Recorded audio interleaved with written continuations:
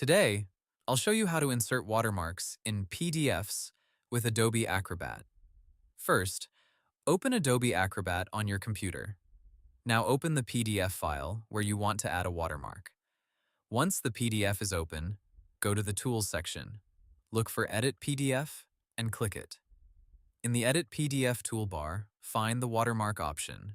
Click Watermark, then choose Add. A watermark settings window will open. Here, you can choose what type of watermark you want to add.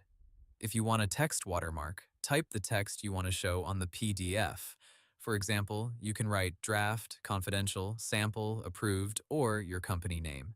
You can change the font size, color, and opacity. Lowering the opacity makes the watermark lighter, so the document text is still easy to read.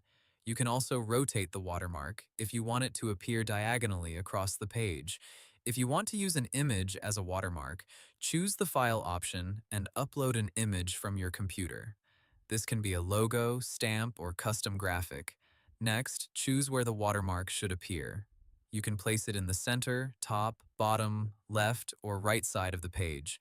You can also decide whether it should appear in front of the page content or behind it. If you only want the watermark on certain pages, use the page range option. For example, you can apply it to all pages, only the first page, or a selected page range. Check the preview to make sure the watermark looks correct. When everything is ready, click OK. Now review the PDF pages. Make sure the watermark is visible but not too distracting. Finally, click File, then Save. If you want to keep the original PDF unchanged, choose Save As and save a new copy.